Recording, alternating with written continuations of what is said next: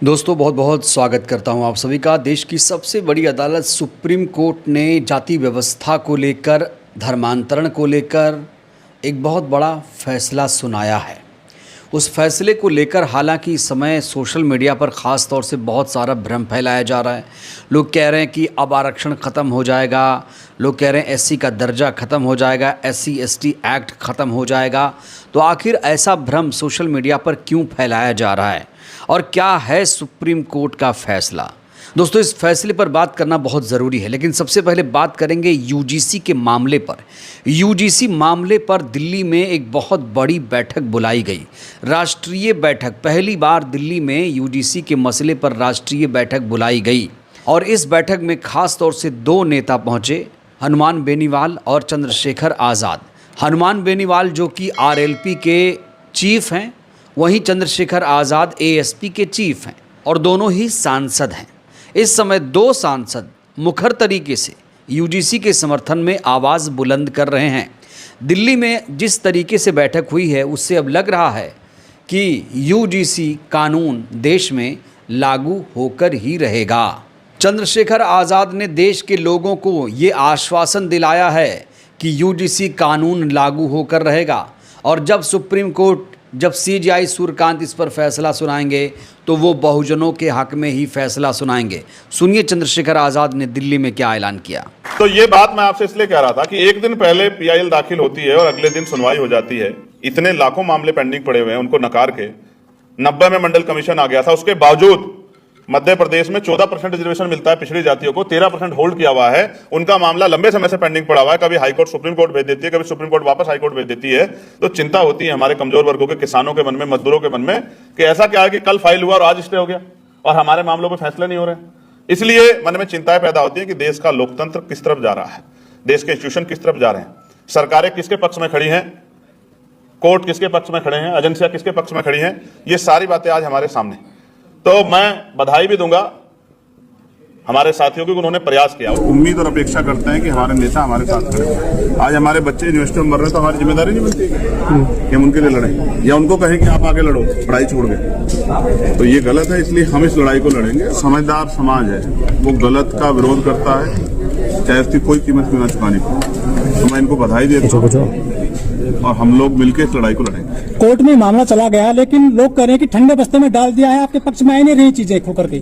फिर मैं आपसे कह रहा हूँ, स्टे हुआ है। अब न्यायपालिका का सम्मान सबको करना पड़ेगा, लेकिन उम्मीद है कि न्यायपालिका कमजोर वर्गों के हितों का भी सम्मान रखेगी। समाज बढ़ जाएगा सर इस कानून से, ऐसा कह रहे हैं कि इस एक्ट से जो हिंदू एकजुट हो रहे थे। मंडल कमीशन से भी कहा जा रहा था बढ़ जाएगा, लेकिन मंडल कमीशन किसी के खिलाफ नहीं था, पिछड़े वर्ग के सशक्तिकरण के लिए था। उसकी सिफारिशें भी लागू, अभी तो लड़ाई शुरू हुई। अभी तो ओबीसी का जो है जातिगत जनगणना होगी, अभी जो है देश में जातिगत जनगणना होगी, उसके बाद जो है सामाजिक न्याय की रिपोर्टें लागू होंगी। जहां होल्ड हुआ है पिछड़े वर्ग का आरक्षण को मिलेगा। हम तो अति पिछड़ों के लिए 15% अतिरिक्त आरक्षण की मांग भी कर रहे हैं। तो यहाँ चंद्रशेखर आज़ाद ने उन तमाम बहुजनों की आवाज़ बुलंद की और सीधे तौर से ये कह दिया है कि यूजीसी कानून बहुजनों के हक में है और जब भी सुप्रीम कोर्ट का फैसला आएगा वो बहुजनों के हक में ही सुनाया जाएगा। वहीं चंद्रशेखर के साथी हनुमान बेनीवाल ने कहा है कि यूजीसी लागू कराने के लिए जल्द ही लाखों लोग दिल्ली कूच करेंगे। सुनिए हनुमान बेनीवाल ने यूजीसी को लेकर क्या कुछ ऐलान किया। बड़े लोग पता नहीं क्यों चिल्ला रहे हैं, किसी के खिलाफ ये नहीं है। ओबीसी के तो हमारे लाखों करोड़ों लोग हमारे साथ हैं और ये यूजीसी के अंदर जो गाइडलाइन है इससे किसी का नुकसान नहीं है। यूनिवर्सिटी कॉलेज में कोई भी बदमाशी करता है तो उसके खिलाफ उसको रेस्ट्रिकेट किया जाता है, सस्पेंड किया जाता है। पहले से बने हुए लोग पता नहीं क्यों चिल्ला रहे हैं, किसी के खिलाफ ये नहीं है। ओबीसी के हितों की रखवाली कर रहा है, ये सही। एससी एसटी के साथ ओबीसी जोड़ा गया और इस देश के अंदर ये जिस तरह संविधान एससी एसटी को अधिकार दे वही अधिकार ओबीसी को मिले। यही शुरुआत है कि यूजीसी के माध्यम से हुई। तो हम तो चाहते हैं मोदी जी इसको कानूनी रूप दे और सुप्रीम कोर्ट के अंदर जो स्टे हुआ है सरकार सुप्रीम कोर्ट जाके स्टे को तोड़वाए और यूजीसी गाइडलाइन जारी कराए। बात करेंगे हम लोकसभा के अंदर, मोदी जी भी करेंगे, लोकसभा के अंदर भी मामला उठाएंगे, पुरजोर तरीके से लड़ेंगे। आपने दिल्ली कूच का भी ऐलान किया है लाखों लोगों के साथ, कर देंगे जल्दी। अब आगे कूच ही करेंगे और क्या। हम अग्निवीर को लेके, इन सब मुद्दों को लेके, दबे कुचले पिछड़े शोषित दलित तबके को लेकर, इनके न्याय को लेकर, इनके हकों को लेकर पार्लियामेंट और सड़क पे हमारी जो लड़ाई है वो आप रोज देखते हैं, वो हम लड़ते रहेंगे, इनको न्याय दिलाते रहेंगे। बेनीवाल जी, आप लोग इतने आंदोलन कर रहे हैं, हम लोग सड़कों पर देख ही रहे हैं, हम लोग कवरेज कर रहे हैं, बावजूद इसके सरकार के कानून में जू तक नहीं रहे। ऐसा कुछ भी नहीं। किसान आंदोलन के अंदर मोदी जी बेक हुए थे ना, इसी तरह अग्निवीर के अंदर बेक करा देंगे और फिर जो बदमाशी करेंगे लोग लाएंगे गलत कानून, उनको वापिस कराएंगे।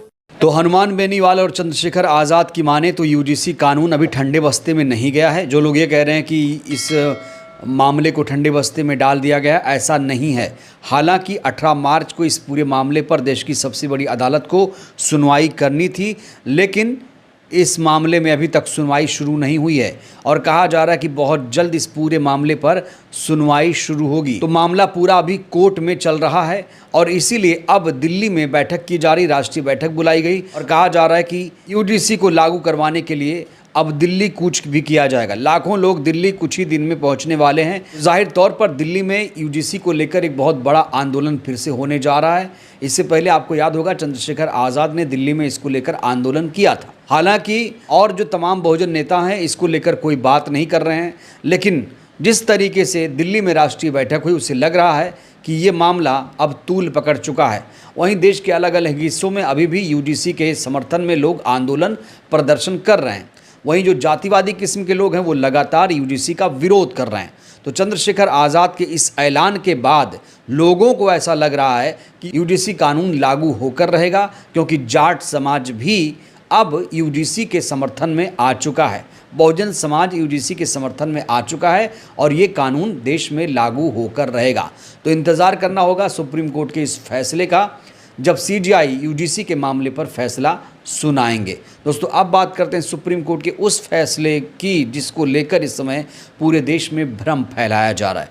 सुप्रीम कोर्ट ने हाल ही में एक फैसला सुनाया कि अगर कोई दलित धर्मांतरण करता है, ख़ास तौर से अगर वो ईसाई बन जाता है या फिर मुसलमान बन जाता है, तो उसका एससी का दर्जा ख़त्म कर दिया जाता है। मतलब कि जिस धर्म में जहाँ जाति व्यवस्था नहीं है उस धर्म में अगर दलित चला जाता है तो उसका एससी का दर्जा ख़त्म हो जाएगा। ये आदेश सुप्रीम कोर्ट ने दिया है। लेकिन सुप्रीम कोर्ट के इसी आदेश को इस समय सोशल मीडिया पर तोड़ मरोड़ कर लोग पेश कर रहे हैं। लोग कह रहे हैं कि दलितों का आरक्षण खत्म हो जाएगा, उनको एससी एसटी एक्ट का लाभ नहीं मिलेगा। इस तरह की चीज़ें सोशल मीडिया पर फैलाई जा रही हैं। दोस्तों आपको बता दें यहाँ पर एक बहुत बड़ी बात सुप्रीम कोर्ट ने कही है। सुप्रीम कोर्ट ने कहा है कि अगर कोई बौद्ध धर्म में जाता है तो फिर उसका एससी का दर्जा खत्म नहीं होगा, एससी का दर्जा उसका बरकरार रहेगा। सुप्रीम कोर्ट ने यह भी स्पष्ट किया है कि अगर किसी व्यक्ति के पास एससी प्रमाण पत्र हो लेकिन उसने ईसाई धर्म अपना लिया तो केवल प्रमाण पत्र होने से उसे अनुसूचित जाति का लाभ नहीं मिलेगा। अदालत ने कहा कि ईसाई धर्म में जाति व्यवस्था मान्य नहीं है, इसलिए धर्म परिवर्तन के बाद एससी दर्जा समाप्त माना जाएगा। तो यहाँ पर दलित समुदाय की बात हो रही है, ईसाई धर्म की बात हो रही है, लेकिन यहाँ बात सिर्फ ईसाई धर्म की नहीं है, बात है उस धर्म की जहाँ पर जाति व्यवस्था नहीं है। हालांकि यहाँ पर यह भी कहा जा रहा है कि अगर कोई दलित बौद्ध धर्म अपना लेता है तो उसका एससी का दर्जा समाप्त नहीं होगा। तो बड़ा सवाल यहाँ पर लोग ये भी खड़ा कर रहे हैं कि क्या बौद्ध धर्म में भी जाति व्यवस्था है? ईसाई धर्म में तो जाति व्यवस्था नहीं है, इस्लाम धर्म में जाति व्यवस्था नहीं है। तो अगर कोई बौद्ध धर्म अपना लेता है तो क्या उसका एससी का दर्जा खत्म हो जाएगा? इसको लेकर इस समय डिबेट हो रही है, सवाल पूछे जा रहे हैं, चर्चा हो रही है। आप लोग बताइए सुप्रीम कोर्ट का ये जो फैसला आया है, इस फैसले से आप लोग कितने सहमत हैं और क्या लगता है क्या यूजीसी कानून देश में लागू होगा? आप लोगों को कितना यकीन है चंद्रशेखर आज़ाद के इस ऐलान के बाद? राय दीजिएगा। बहुत बहुत धन्यवाद।